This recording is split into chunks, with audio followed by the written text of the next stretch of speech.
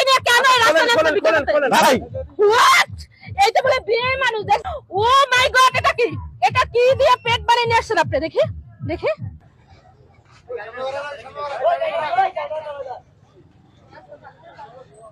ভাই আমার বউটা প্রেগনেন্ট ভাই, ডাক্তার বলছে 7 দিনের মধ্যে ডেলিভারি হবে। ভাই আমার কিছু সাহায্য দিবেন ভাই। 25 পয়সা কি হয়?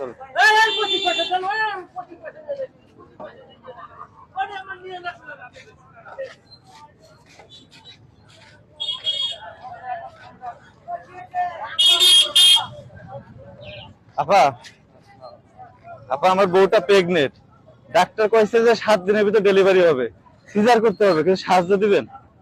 এটা আপনার বউ? হ্যাঁ আপা। 7 দিনের মধ্যে ডেলিভারি হবে, হ্যাঁ। সিজার করতে হবে। হ্যাঁ। তা আপনার বউ যখন ডেলিভারি হবে 7 দিনের ভিতরে, তো ওনাকে নিয়ে কেন রাস্তায় নামছেন ভিক্ষা করতে? আপা আমার তো অনেক সমস্যা, আসলে ঘটনা হচ্ছে মেলা টাকা লাগবে। ডাক্তার কইছে যে সিজার করতে হবে, আর সিজার করতে গেলে 15-20 হাজার টাকা লাগবে। ভাই আপনার কথা ঠিক আছে, সিজারে 15 থেকে 20 হাজার 30 হাজারও লেগে যায়, কিন্তু এই প্রেগনেন্ট অবস্থায় মহিলাকে কেন আপনি রাস্তায় নিয়ে আসছেন?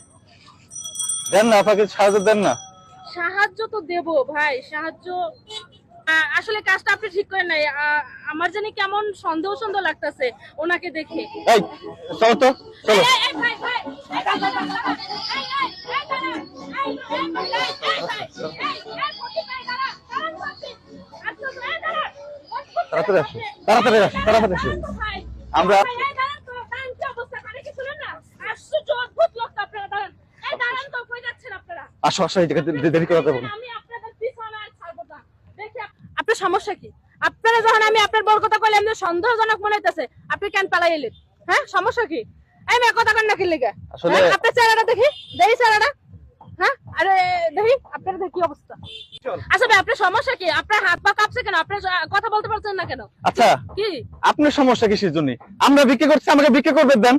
আপনার সমস্যা কি? না ভাই, ভিক্ষা করতেছেন ঠিক আছে, কিন্তু আপনার যখন আমি প্রশ্ন করলাম, আপনি কথা কইতেছেন না কি লাগে? আপনার শরীর কাঁপে কেন? আপনার হয়তো বা এখানে কোনো একটা রহস্য আছে দেখে তো আপনার মনের মধ্যে আমার হয়। শরীর কাপুক আর আমার শরীর ঝাপুক সেটা তো আপনার দেখার দরকার নাই। আমাদের কাছে আমরা করতেছি, আমরা বিক্রি করতেছি। আপনার সমস্যা কি? আপনার ভাই, সেটা আপনার দিচ্ছেন মতন কিসের জন্য? ভিক্ষুক এইটা, আপনাদের মতন ভিক্ষুকরা এই সমাজটা নষ্ট করে।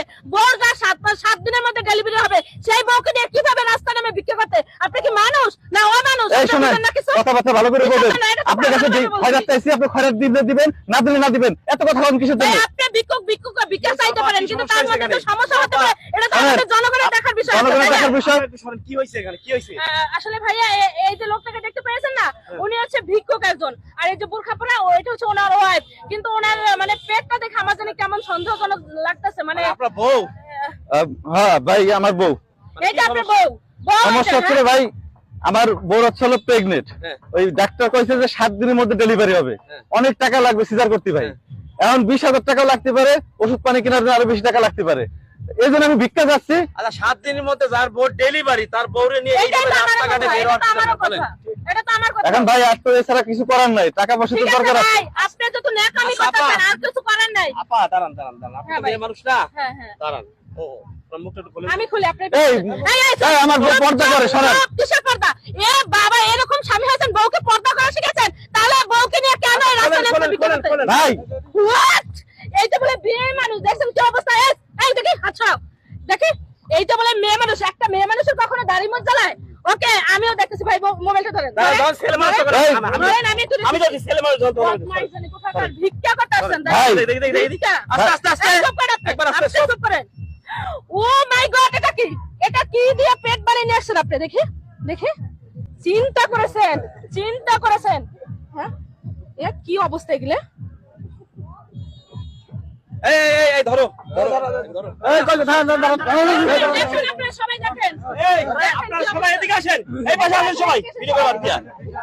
এরা ভিক্ষা করতে আসছে 1 সপ্তাহ বলে, পরে এর বোন হবে প্রেগনেন্ট। এখন এইভাবে করে একটা ছেলে আর একটা ছেলের সাজাই নিয়ে আসছে এটা ভিক্ষা করার জন্য, পেটের ভিতরে পুতুল দিয়ে। কেন ভাই এই কাজ করছেন কেন আপনারা? ভাই, আমি এমএ পাস আর বিএ পাস। হ্যাঁ, আমার বাপ সুদে করে কিস্তি উঠে 5 লাখ টাকা এক অফিসে ঘুষ দিছে, তাও ভাই চাকরি হয় নাই।